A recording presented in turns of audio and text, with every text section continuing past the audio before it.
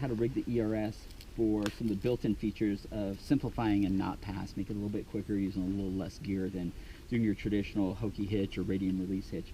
So we have a 3-to-1 that we're utilizing the Phantom DVS system on this one. So we have a micro as our progressive capture, utilizing a change direction with our Ropeman 2, and then we just kind of have a knot in here that we're going to pass. So keep in mind when we're doing knot passes, it can be either be a planned knot pass where we're combining 2 ropes together where we know we're going to be doing a knot pass, or moving very frantically and doing a rough terrain evac and things like that with lowers and raises.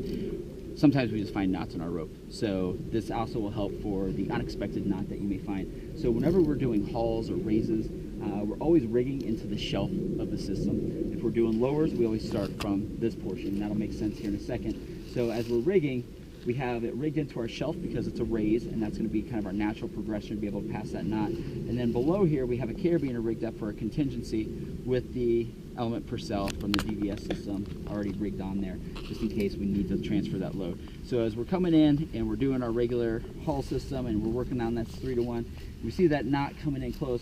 We want to stop that knot with enough room that we'll be able to release that system onto there. So usually about a hand's width distance is more than enough than what we need.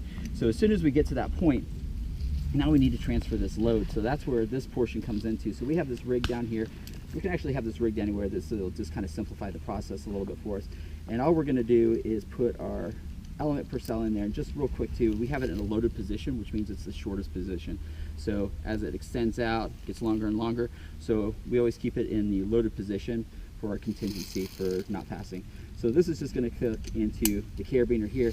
We're going to extend that out as far as we can, and we're going to want to make that tight. So this is just kind of just sitting there, and we're keeping that in for when we pass it. And we want to make that as tight as possible so it's grabbed. That means when we release this, it's going to be very, very little bit of movement to take it. So we just need to pull on our MA just enough that it releases that pass, and then now we did it.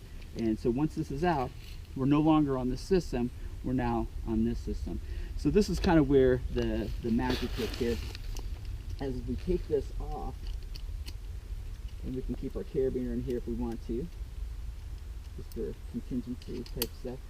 As we take this off now, we'll see that by moving it down into the lower portion, that's why we rigged it high, by moving it down, we've already passed that knot, the distance that this is to there. So as it comes through, that knot passes through our progressive capture, close this back up, and then we can basically just re-rig this on to the basket hitch portion.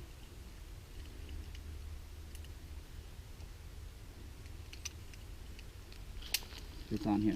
And we can also see how far our knot has now passed. So once that goes, we got a couple options. I can start pulling again, which will release this Purcell, or I can load the system up. So once I pass that knot and I got that so it's fairly tight, I make sure that my cam is released in there. Now I can actually release it just by using 2 fingers on here, and I can load that system up so it takes it off my Purcell. And once I have slack in my Purcell, I know that the tension is back here now. At that point, we can take that Purcell right out. We can keep it in if you're worried about opening your carabiners, although we obviously have a progressive capture that's got our load for us now, so there's not much concern.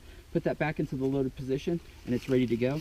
And now we can extend this back and start pulling our 3-to-1 again, and we've passed our knot.